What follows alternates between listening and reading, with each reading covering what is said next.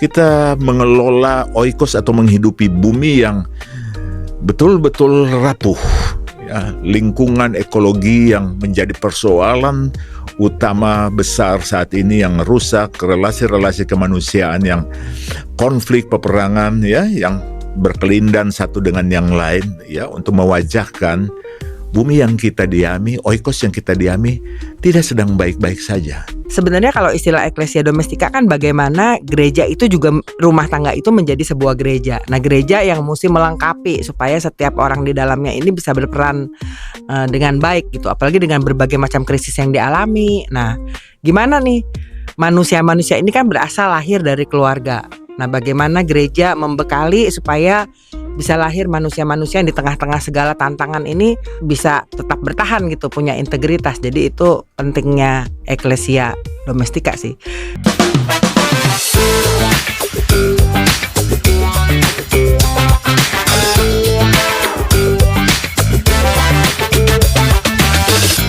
Halo sahabat Oikumene, kita berjumpa lagi dalam podcast bulan Oikumene 2026 episode yang keempat. Pada episode pertama kita sudah mengulas bagaimana gerakan Oikumene di Indonesia dimulai dengan berdirinya Dewan Gereja-Gereja di Indonesia. Lalu pada tahun 1984, Dewan Gereja-Gereja di Indonesia mengalami perkembangan menjadi Persekutuan Gereja-Gereja di Indonesia. Pada episode yang ketiga kita juga sudah mengulas bagaimana spirit keugaharian menjadi spirit yang dihidupi oleh gereja-gereja di Indonesia. Pada episode yang keempat ini kita akan mengulas bagaimana di usia yang ke-76 ini gerakan Oikumene di Indonesia menghadapi realitas dunia yang semakin kompleks dan berubah begitu cepat. Bersama kita saat ini sudah hadir dua orang narasumber. Yang pertama, Pendeta Jack Levin Fritz Manuputi, Ketua Umum Persekutuan Gereja-Gereja di Indonesia. Apa kabar Pak Jack? Selamat pagi Mbak Elia, Bu Cordelia, selamat pagi. Selamat bergabung di PGI. Salam sejahtera bagi teman-teman, bagi pemirsa yang menyaksikan podcast ini. Terima kasih Pak atas kehadirannya. Narasumber kita yang kedua adalah Pendeta Cordelia Gunawan. Selamat datang Ibu Cordel. Terima kasih. Pendeta Cordelia Gunawan adalah pendeta dari Sinode Gereja Kristen Indonesia yang saat ini menjabat sebagai Ketua Umum Sinode Gereja Kristen Indonesia wilayah Jawa Barat periode 2024 sampai 2027. Baik, Ibu Cordel saat ini juga mengajar di Sekolah Tinggi Filsafat Jakarta ya Ibu? Iya. Sejak tahun lalu ya? Sejak 2024 sampai saat ini. Baik, terima kasih Ibu sudah meluangkan waktu untuk hadir. Sahabat Oikumene, kita akan memulai percakapan kita mengenai situasi terkini dari gerakan Oikumene di Indonesia dalam usia yang ke-76 Persekutuan Gereja-Gereja di Indonesia. Baik, Pak Jeki, PGI sekarang memasuki usia yang ke-76. Menurut Bapak, bagaimana gambaran perjalanan arak-arakan Oikumene gereja-gereja di Indonesia sejak awal berdirinya sampai saat ini, Pak? Terima kasih. Ya, kita bersyukur bahwa saat ini Persekutuan Gereja-Gereja di Indonesia secara Oikumene, kita biasa katakan, telah menjalani tahap tahun yang ke-76. Cukup panjang ya. Dan di awalnya ketika gerakan Oikumene mulai dibentuk ya, tujuannya satu, merefleksikan dua Yesus dalam Yohanes 17 agar mereka menjadi satu. Sehingga keesaan gereja, termasuk gereja-gereja di Indonesia, adalah fondasi sekaligus tujuan bagi berkembangnya gerakan Oikumene di Indonesia. Nah, kita telah melalui fase-fase yang sangat panjang dalam dialektika Oikumene di ruang hidup yang bernama Indonesia, tetapi juga dalam partisipasi gerakan Oikumene Indonesia di kancah Oikumene global ya, maupun regional. Nah, ada beberapa aspek yang mungkin berbeda pada saat ini dibanding dengan dulu ya. Kalau dulu kita mulai gerakan Oikumene itu dengan 30 anggota ya, ketika sidang pertama di STT, sekarang STT Jakarta, pembentukan gerakan Oikumene PGI saat itu 30 anggota. Sekarang sudah 105 anggota PGI dan masih banyak yang line up di belakang. Ya, ini sebuah perubahan yang sangat luar biasa dan patut kita syukuri.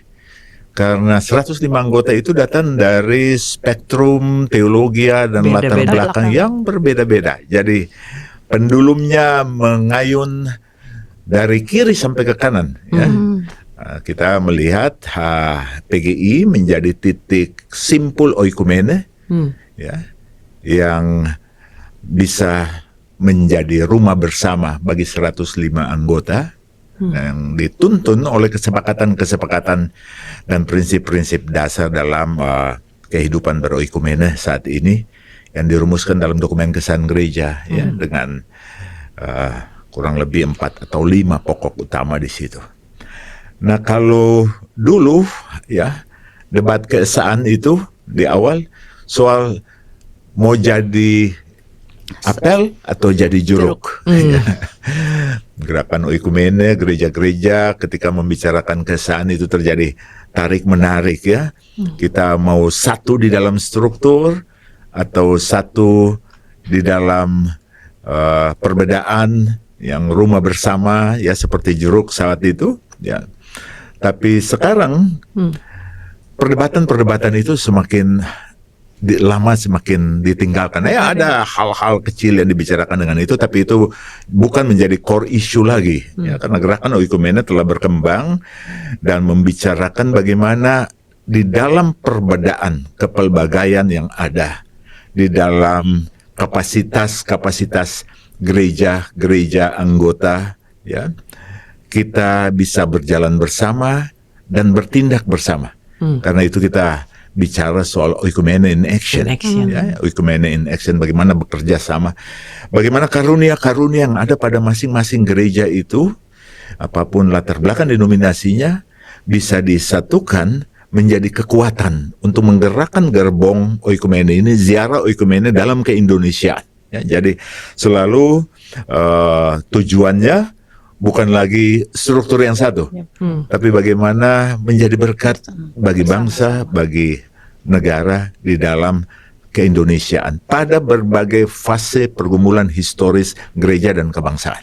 Ya, jadi saya kira itu. Kalau dulu oikumene dilihat sebagai urusan antar gereja, ya, pertukaran mimbar, ya, ibadah, perjamuan bersama dan lain-lain. Ya, sekarang oikumene in action, ya, melihat oikos, rumah bersama yang kita hidupi, rumah tangga Allah, ya, yang menjangkau relasi bukan saja antar gereja, tapi antar makhluk dan lingkungan. Karena itu kita bicara konsep oikumene semesta. Ya, bagaimana gereja-gereja terpanggil berdiri bersama-sama, bekerja bersama-sama untuk membangun oikos sebagai rumah bersama dalam interaksi kemanusiaan, dalam interaksi manusia dengan lingkungan, untuk mencapai apa yang disebut sebagai bonum commune, kebaikan bersama bagi semua. Ya.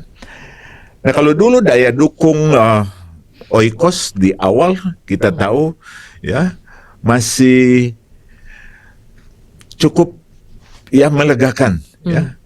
Kita belum bicara banyak tentang krisis-krisis yang terjadi saat ini. Sekarang gerakan oikumene berhadapan dengan daya dukung oikos yang semakin sekarat.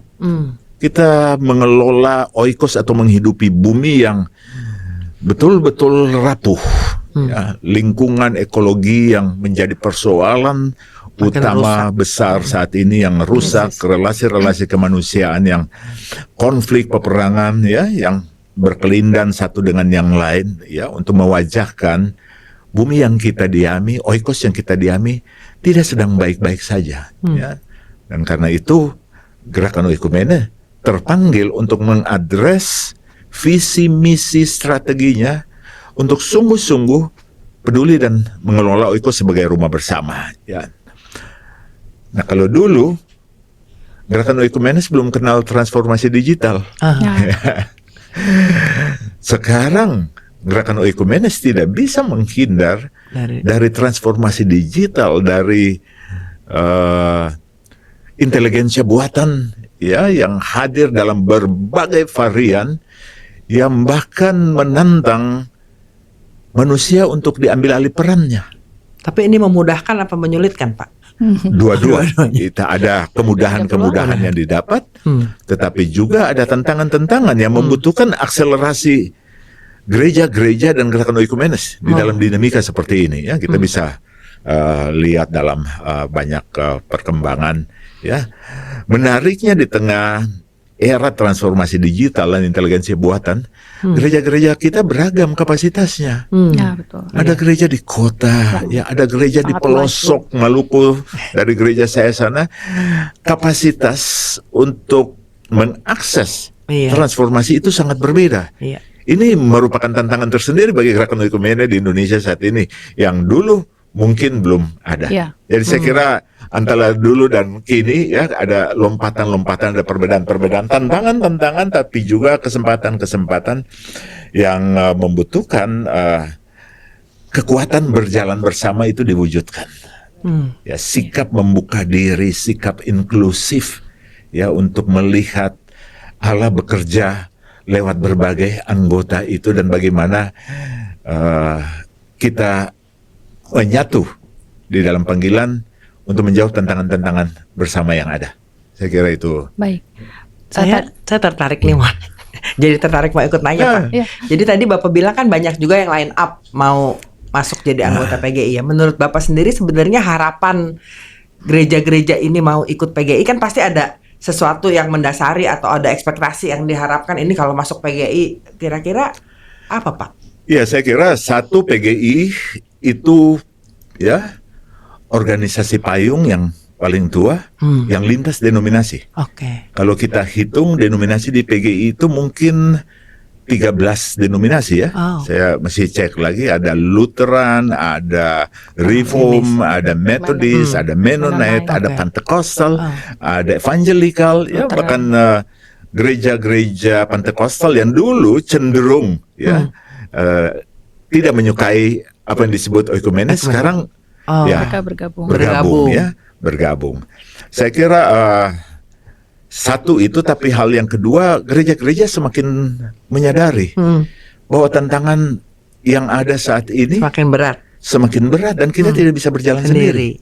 Dinamika ini bukan cuma di Indonesia ya, di lanskap oikumene global seperti WCC dan lain-lain, itu juga pendulumnya bergerak dari kanan ke tengah, dari kiri ke tengah. Ya, sehingga kalau perayaan-perayaan gerejawi seperti Sidang Dewan Gereja Sedunia dan lain-lain dari sekian banyak denominasi, kita tidak bicara lagi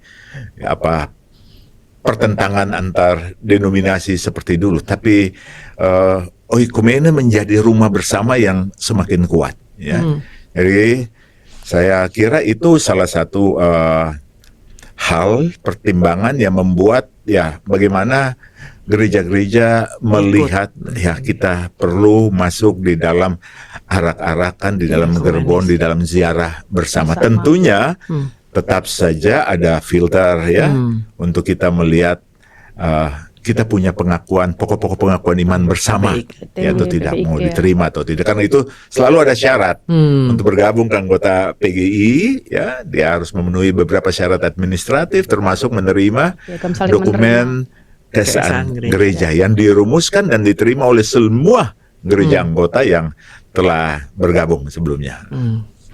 Baik. Sekarang ke Ibu Cordel. Ibu, jadi tadi Pak Jeki sudah menyebutkan ya bahwa di era digital. Ibu Cordel gerejanya anggota PGI juga ya? Iya Pak. Salah satu yang paling tua di PGI. Perlu dipertegas ini. Didengungkan. Baik, tadi Pak Jeki menyebutkan bahwa era digital saat ini selain memberikan peluang, juga memberikan tantangan ya. Mengingat bahwa ada perbedaan mungkin perbedaan literasi digital antara daerah satu dengan lainnya, gereja yang satu dengan lainnya, seperti itu. Menurut Ibu, apa saja tantangan yang saat ini dihadapi oleh gerakan oikumene gereja-gereja di Indonesia dalam menghadapi era digital saat ini, dan bagaimana gerakan oikumene ini bisa menunjukkan relevansinya dalam menghadapi tantangan itu, Ibu? Iya. Tadi saya tertarik juga Pak Jeki bilang ini tantangannya besar, jadi nggak bisa dihadapi sendiri gitu ya. Digital ini kan sebenarnya kalau saya pikir-pikir nih yang paling besar tantangannya adalah semua kan serba terbuka dan cepat. Ya. Jadi dari mana-mana tuh kayaknya bisa langsung masuk gitu. Nah, ini sebenarnya yang menjadi tantangan adalah sebenarnya nilai-nilai kekristenan kita terpapar dengan budaya-budaya lain gitu, budaya-budaya luar yang mungkin juga tanpa disadari ya gimana ya, pakainya banyak nilai-nilai kekristenan yang sebenarnya tantangannya tuh jadi makin anak-anak sekarang kan ngelihat banyak hal gitu. Dan terus seringkali ya, saya merasa nih kita agak gagap untuk memperlengkapi anak-anak kita untuk bersifat kritis gitu. Nah, itu yang mungkin kan gini ya, anak-anak sekarang tuh kan gampang FOMO, ngelihat langsung lihat karena gampang sekali. Nah, gereja gimana nih?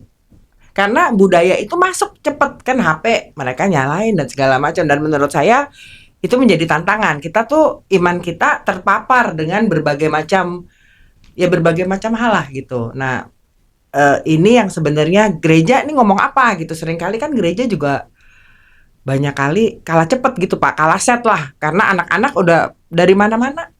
Terus nilai-nilai kita kayaknya itu yang menurut saya menjadi tantangan gitu.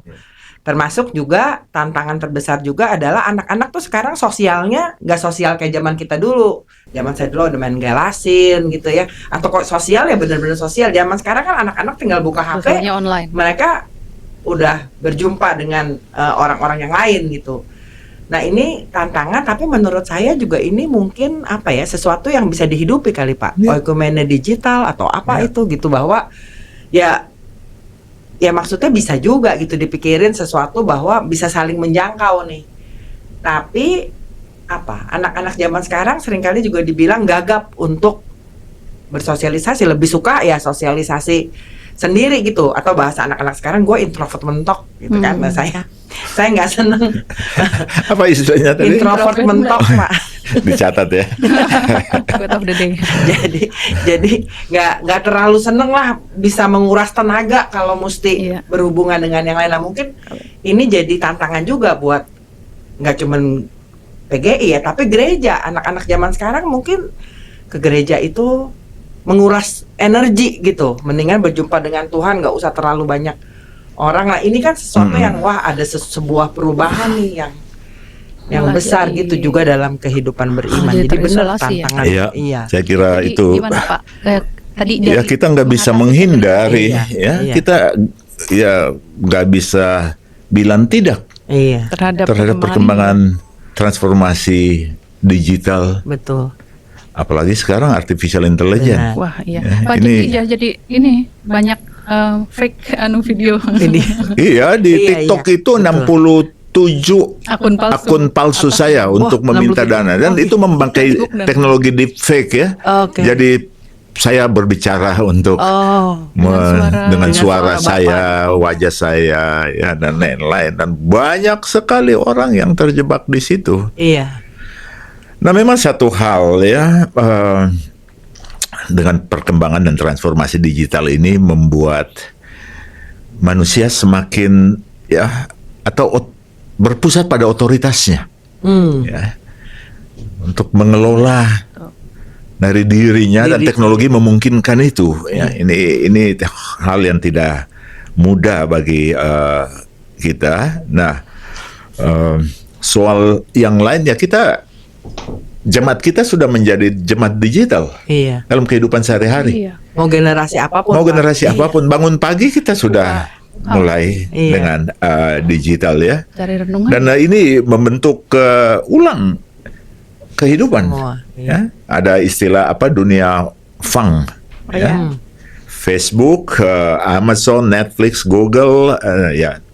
Dan rumah sehari-hari dipenuhi dengan aktivitas digital kita.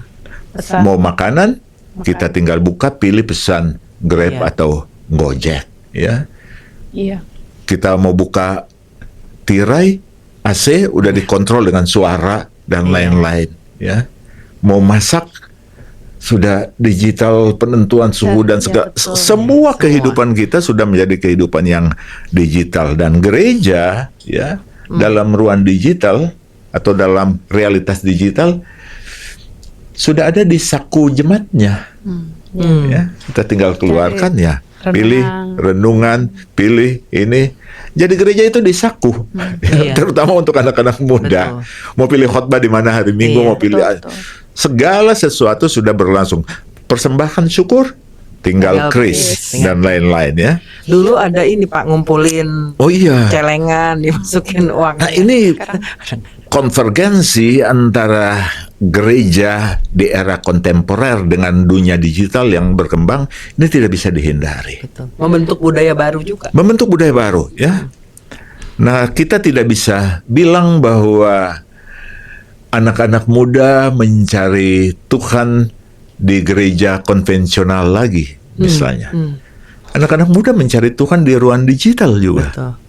Nah karena itu gereja tidak boleh imun terhadap perkembangan ini. Sekalipun memang saya katakan tadi kapasitas gereja itu beda-beda, ya. Tapi tertati-tati gereja harus menyelaraskan diri dalam kaitan dengan perkembangan dunia digital. Nah kita berubah atau perkembangan dunia digital dan artificial intelligence membongkar perspektif lama tentang apa itu koinonia. Ya. Pernah ada yang datang di sini dan mendaftar sebagai anggota baru dengan jemaat yang kalau PGI kan 10.000 minimal ya. Mereka bilang mereka sudah lebih puluhan ribu dan mau mendaftar sebagai anggota. Bilang gerejanya apa? Gereja online. Gereja ya. Jadi ada online church, online congregation yang berkembang di mana-mana sekarang. Ini tantangan untuk gereja merumuskan eklesiologi gereja di era digital. Tapi udah boleh Pak? Belum. Itu yang kita lihat ya. Dan ya ini membutuhkan gereja menyelaraskan diri, termasuk konsep tentang waktu. Betul. Ya, konsep tentang diakonia, ya, konsep tentang koinonia dan lain-lain. Semua diuji ya di dalam realitas digital kontemporer saat ini. Ya, kita tidak boleh anti transformasi teknologi digital dan lain-lain ya, karena di awal juga era revolusi industri itu dimulai dengan mesin cetak untuk mencetak Alkitab ya, dan karena itu kita terbuka untuk itu. Tetapi kita harus memitigasi potensi-potensi bahaya yang dihadirkan dalam ruang transformasi digital. Salah satunya seperti dikatakan tadi, gereja harus membantu umat di dalam literasi digital, terutama untuk menentukan apa sih kebenaran. Memfilter ya Pak. Orang sekarang punya otoritas untuk mengatakan ini benar atau salah berdasarkan algoritma, berdasarkan followers yang banyak dan lain-lain. Orang tidak lagi bertanya kepada pendeta. Orang tidak lagi bertanya kepada majelis. Ya. Tanya ChatGPT. Tanya Gemini, tanya Cloud dan lain-lain. Ya. Nah ini soal. Ya. Ini soal kalau kita tidak membantu menggawangi literasi umat di ruang digital, termasuk misalnya apa sih ajaran-ajaran yang pasti yang baik dalam tradisi GKI misalnya. Ya. Ini semua sudah blended society di ruang digital, dan ya bahasa-bahasa, nilai-nilai, ajaran-ajaran sudah dikemas dalam sajian yang universal, ya, sehingga kita tidak tahu di balik ini apa dan lain-lain. Ini sangat-sangat penting. Oleh karena itu, tantangan bergereja saat ini adalah memang menyelaraskan diri, termasuk misalnya karakter kepemimpinan gereja. Di era digital ya, dia harus terbuka pada inovasi teknologi. Ya, ini bukan hal yang gampang ya, karena itu PGI saja tertati-tati ya. Saya ini katakanlah pimpinan gereja dari era yang dibilang digital migran ya, bukan digital native ya. Ketika teman-teman muda di PGI yang menghidupi ya digital native ya, warga digital yang asli, mereka mengemas kegiatannya atau mengemas konsepnya, Beda. tiba-tiba saya blank dan merasa jaraknya jauh sekali. Bagaimana saya menyelaraskan diri seperti ini? Saya susah membaca dokumen panjang pada screen. Biasa kami membuka buku dan di print ada tulis-tulis. Artinya mindset kita masih memang, dan itu tidak bisa dihindari. Kita menghadapi konflik seperti itu, dan karena itu ya sedapat mungkin kita harus terbuka, ya. Bagaimana berpikir kritis dan bijaksana untuk mengelola informasi-informasi digital. Dulu kita cari informasi, sekarang kita filter informasi. Ya, bagaimana menjadi yang tadi Bu Cordelia bilang, menjadi lincah. Istilah anak-anak muda menjadi agile. Iya. Dia bergerak sangat cepat. Betul. Isu yang dikonsumsi kita itu bergerak dalam hitungan jam. Betul. Ya, kita tidak punya waktu untuk mengendap lagi. Karena kita melompat dari waktu ke waktu. Bagaimana kita mengelola jaringan? Nggak bisa waktu rapat terus gitu. Iya, nggak bisa waktu rapat terus, ya. Dan orang-orang muda juga, ya, digital native saat ini, kita tidak bisa memaksa karakter mereka. Betul. Untuk menjadi seperti kita, ya, digital migrant yang bekerja dengan analisa-analisa yang dalam. Ya. Dunia digital itu dunia intuitif, digerakkan intuitif dan sangat cepat. Oleh karena itu, yang tadi, gereja harus terbuka untuk melibatkan anak-anak muda. Ya, orang-orang muda, para digital native sekarang yang saat ini harus secara kolegial dilibatkan, termasuk dalam kepemimpinan gereja ke depan. Kalau tidak, akan tertinggal. Kita bagaimanapun juga soal usia itu dengan transformasi digital tidak bisa kita sangkali, ya. Percepatannya membutuhkan memang orang-orang muda yang masuk ke ruang itu. Tapi satu hal yang saya kira terkait dengan dunia digital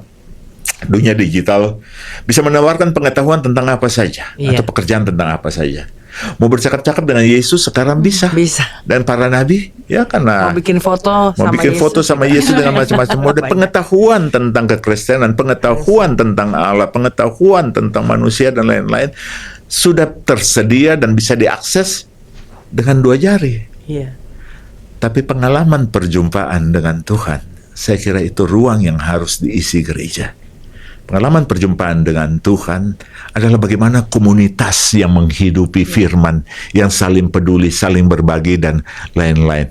Saya kira kita belum tidak bisa menggantikan, ya, perjumpaan-perjumpaan komunitas itu, karena basicnya kita adalah manusia sosial yang berjumpa langsung. Dan oleh karena itu anak-anak muda sekarang mereka akan ramai ke gereja ketika mereka menemukan komunitas, teman-temannya dan lain-lain. Saya kira ruang ini harus diisi, ya. Gereja, perjalanan, dinamika ekumenes menjadi rumah bagi orang-orang muda, menjadi rumah di mana komunitas yang menghidupi firman dan berbagi itu tetap terjaga.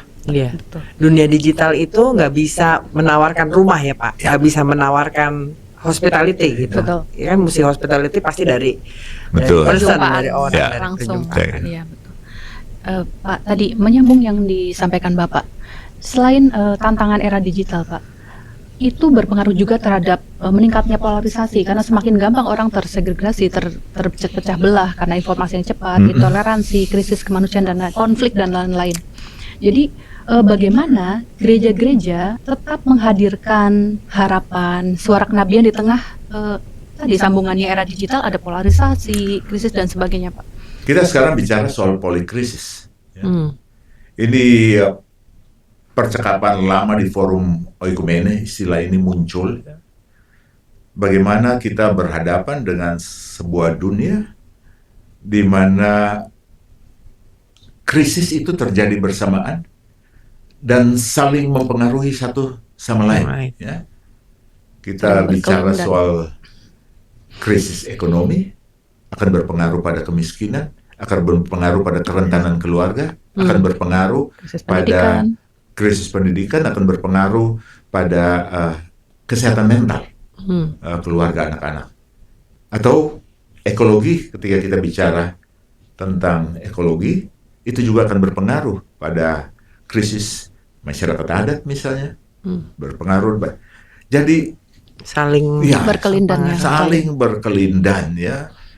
Krisis-krisis itu masuk di dalam ruang hidup kita, dan melahirkan daya tekan yang tidak mudah untuk kita hadapi, ya, untuk kita hadapi. Nah, PGI sendiri dalam dokumen kesan gereja, khususnya di pokok-pokok panggilan dan tugas bersama, juga bicara polikrisis. Kita bicara krisis kebangsaan, ya, ancaman terhadap identitas nasional, kebinekaan, kebebasan beragama dan berkeyakinan dan lain-lain, polarisasi yang disampaikan tadi. Kita bicara krisis ekologi yang sampai pada tahap atau level yang sangat mengkhawatirkan saat ini. Kita bicara krisis pendidikan misalnya, ya. Kita bicara krisis keluarga, ya. Krisis keluarga dalam banyak komponen, dalam banyak aspek dan indikator yang memperlihatkan kita bahwa sungguh memang keluarga berada pada titik kerentanan yang harus betul-betul diadres. Tapi kita juga bicara krisis keesaan, ya. Masih menggelayut. Bagaimana kita merumuskan langkah kerja bersama gereja-gereja. Pertanyaan selalu, semakin banyak denominasi gereja, semakin banyak keanggotaan gereja, ya. Nah, saya baru dari Pulau Batam. Saya kaget ada 600 gereja di Batam. Dari berbagai denominasi. Pertanyaan yang menggelitik selalu dari Pak Iwangu, ya, Pendeta Iwangu, apakah itu tanda gereja bertumbuh atau gereja pecah? Karena konflik-konflik antar gereja, ya, gereja sudah berkembang juga di satu sisi seperti waralaba, seperti franchise. Nah, ini ya hal-hal yang kita hadapi. Kita bicara tentang tantangan digital yang tadi kita bicarakan. Nah, ini semua berkelindang, ya, sebagai satu pola krisis yang serentak datang, tetapi juga yang terkait satu dengan yang lain. Nah, gereja atau dinamika ekumene berada di dalam ruang itu. Karena itu kita merumuskan langkah-langkah bersama, langkah-langkah partisipatif, termasuk langkah-langkah antisipatif, dan ini membutuhkan sebuah gerakan bersama, ya. Kalau krisisnya sudah saling terkait satu dengan yang lain, maka kekuatan oikumene yang pada dasarnya dibentuk untuk beraksi bersama-sama dengan kekuatan dari masing-masing gereja, anggota dan lain-lain, ini harus kita mainstreaming, harus utamakan, ya. Dan ini dimulai tidak saja pada level PGI di Salemba 10, ya. Kita sekarang mendorong itu bergerak pada level regional dan level jemaat, karena ukuran kita tentang keberhasilan gerakan oikumene itu tidak pada orkestrasi di Salemba 10 saja. Tapi bagaimana gereja-gereja anggota. Nah, ini yang kita sekarang mendorong, termasuk bagaimana dia membangun directory untuk melihat GKI kerjasama dengan siapa untuk pengembangan ekonomi. Ternyata ada klaster ini. GKI misalnya, ya, ada PPMT yang bergerak di sini dan di sini. Bagaimana advokasi lingkungan dilakukan oleh gereja-gereja lintas denominasi di Sumatera. Ya, untuk perusahaan industri ekstraktif ini dilakukan seperti ini. Jadi memang kita bersyukur, ya. Kita bersyukur ada kesadaran untuk bertumbuh di dalam aksi bersama gereja-gereja yang kita lihat ada di bawah. Nah, ini harus diselebrasi. Jadi kita tidak saja membedah masalah tiap sidang, tapi sidang juga harus menjadi ruang perayaan bagi capaian-capaian. Ya, saya kemarin baru lihat juga dapat data juga beberapa gereja yang bekerja, GKI juga, ya, dengan gereja Toraja misalnya, ya, membangun asrama, membangun sekolah di sektor pendidikan dan lain-lain. Gereja-gereja yang bekerja untuk human trafficking, ya, isu-isu perdagangan manusia itu juga jalan, tidak saja antara gereja anggota, tapi gereja anggota juga misalnya dengan teman-teman Katolik, bahkan dengan lembaga keumatan yang lain. Jadi saya kira ini tantangannya berat, tapi ini juga merangsang ruang untuk mewujudkan apa yang dinamakan Oikumene in Action itu. Dan menurut saya Oikumene in Action ini justru bisa merangsang para kaum muda. Kaum muda itu kan biasanya senang tuh Pak kalau in aksi gitu mengerjakan bersama-sama. Kayak tadi yang Bapak sebut soal GKI dan Toraja misalnya. Jadi Toraja itu punya Toraja Mengajar. Jadi kita ngajak anak-anak pendeta-pendeta muda GKI untuk mengajar di Toraja gitu. Nah yang begitu-begitu tuh kerjasama. Iya kerjasama dan udah in aksi kan, udah bener-bener dan itu pada seneng gitu ya, pada merasa sesuatu dan menurut saya itu kita punya modal besar gitu Pak. Orang-orang muda suka gaya. Iya dan suka begitu. Mereka langsung saja. Aksinya apa? Iya.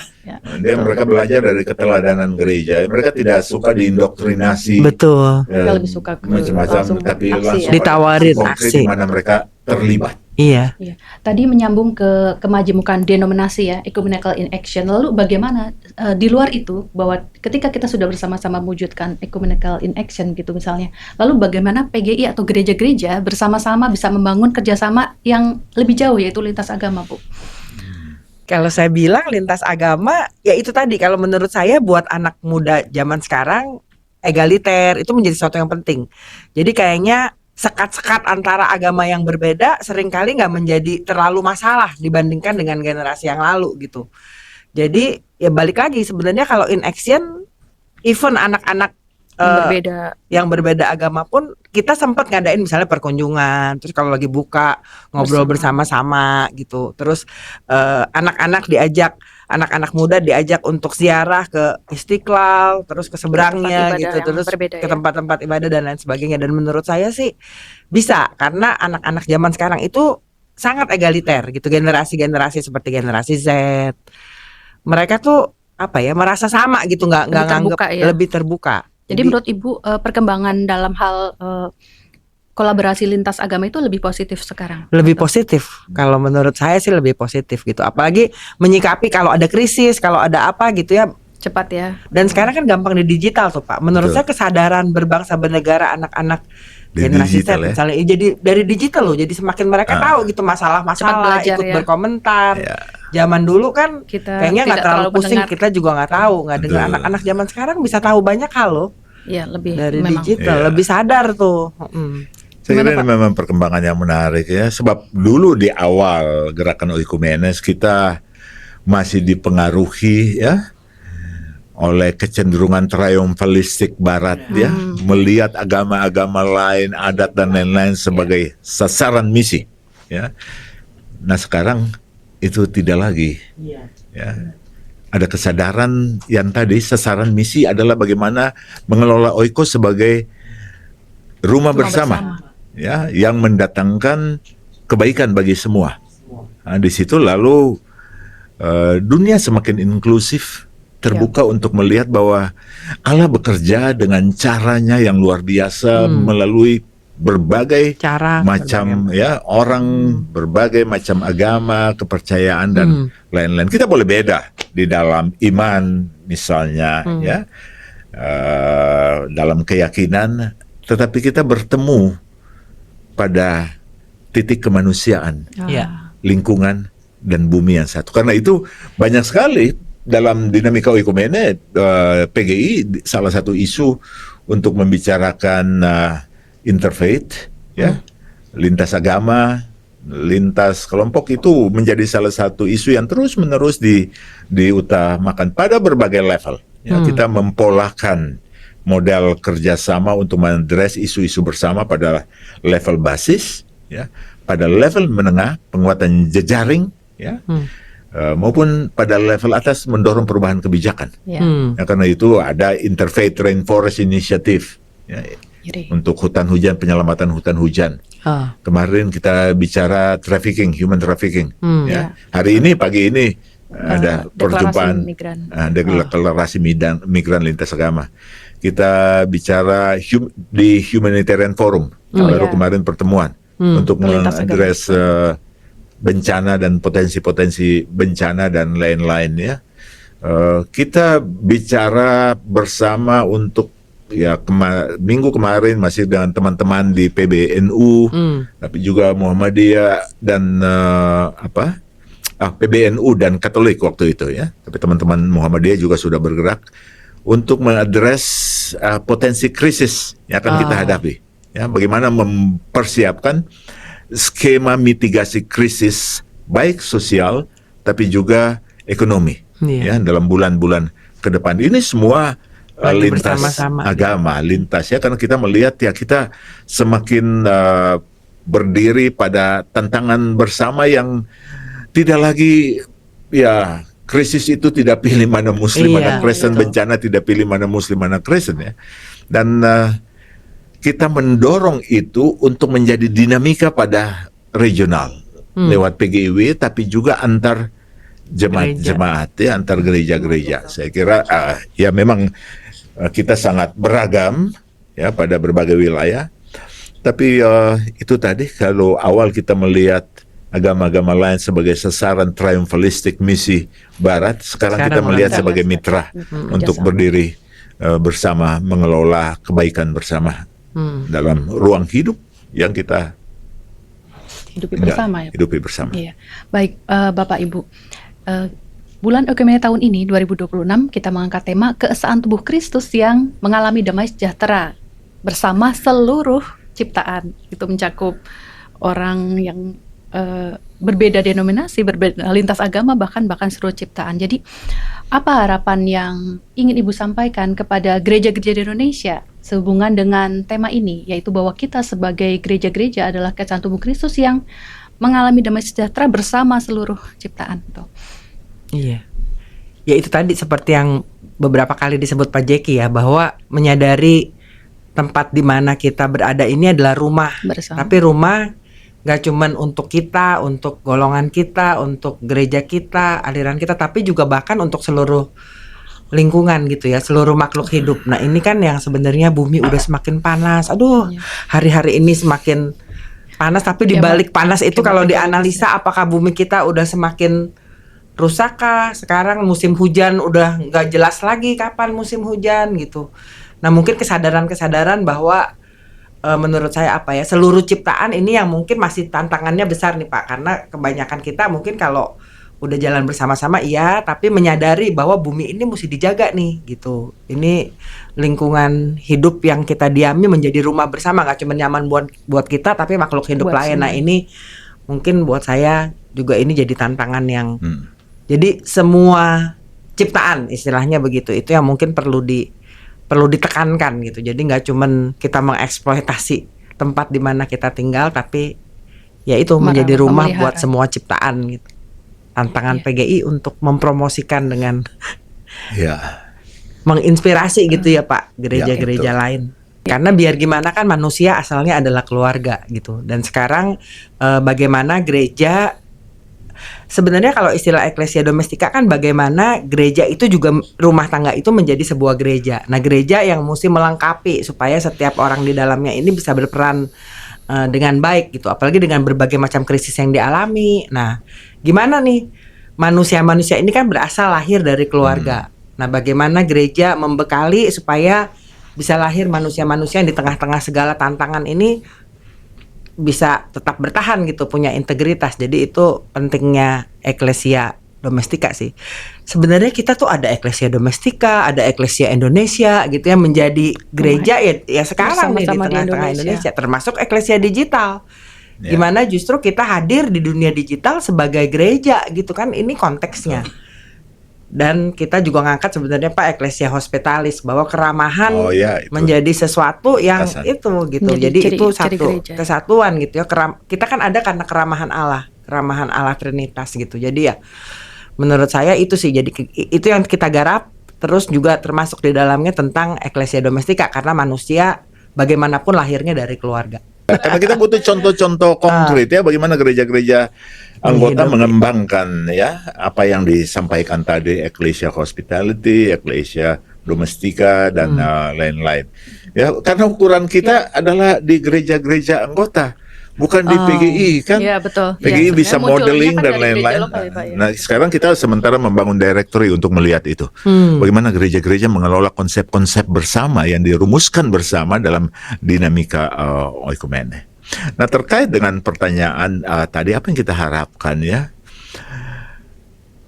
Satu hal yang sangat penting, bagaimana keesaan yang relasional itu sinergis. Ya. relasi-relasi pada semua level. Kita menghidupi dunia yang terkoneksi, ya, satu dengan yang lain. Seperti yang saya katakan, bahkan krisis pun terkoneksi. Nah, keesaan itu adalah relasi. Betul. Keesaan itu hakikatnya adalah relasi Allah dengan kita dan relasi antar kita, ya, antar sesama, antar gereja, tapi juga antar kita dengan alam. Karena itu melalui keesaan yang tadi katakan keesaan in action, ya, keesaan yang relasional itu harus diwujud nyatakan secara konkret dengan indikator-indikator yang bisa kita ukur, bisa dilihat, ya, bagaimana terhadap krisis pendidikan kita berelasi satu dengan yang lain, ya. Nah, ini gereja menjadi tangguh dan relevan, ya. Jadi tangguh dan relevan, ya. Bukan tentang kekuatan institusional, ya, tetapi bagaimana ketangguhan itu diukur dari kesetiaan pada Injil di tengah tantangan dan kerentanan yang ada. Nah, saya mengingat almarhum dosen saya, pendeta GKI, ya, Pak Eka. Ya, ketika bicara oikumenes, dia mengkonstantir dua bahaya, ya, kalau gereja menjadi atau gerakan oikumene menjadi insignifikan secara internal. Kita hanya berhubungan, kita hanya sibuk dengan ibadah-ibadah yang direpetisi dengan perayaan-perayaannya, tapi kita tidak menjadi kekuatan bersama yang saling menopang satu dengan yang lain, saling mengisi, pooling resources, distribusi resources di antara anggota. Kita tidak signifikan untuk itu. Dan yang kedua, secara eksternal kita menjadi irrelevan. Ya. Gereja tidak relevan dengan gereja seperti sebuah oase sendiri dan tidak relevan dengan perkembangan dunia di sekitarnya. Bahkan gereja kehilangan hal yang paling prinsipal di dalam perspektif teologi adalah mendengar dan compassion. Ya. Yesus yang mendengar, Yesus yang tergerak hatinya oleh belas kasihan, itu tidak ada dalam dinamika bergereja. Itu bahaya yang Pak Eka katakan, ya, dua hal itu. Dan oleh karena itu tantangan kita sampai saat ini tetap untuk melakukan sikap tindakan yang menjawab tantangan yang disampaikan oleh almarhum Pak Eka. Ya. Pertanyaan itu atau tantangan itu biarlah terus menggelayut sebagai alarm buat kita. Apakah kita signifikan? Apakah kita relevan? Apakah kita tangguh? Berdampak dan lain-lain. Nah, dalam kaitan dengan apa yang disampaikan tadi, bagaimana kita mengukur itu harus dimulai pada basis jemaat. Bahkan pada basis keluarga sebagai gereja kecil.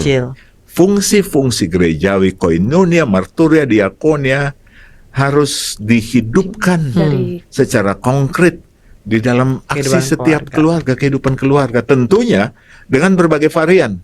Ya, keluarga di pusat kota, keluarga di pedesaan. Nah, gereja-gereja harus bekerja untuk menerjemahkan itu.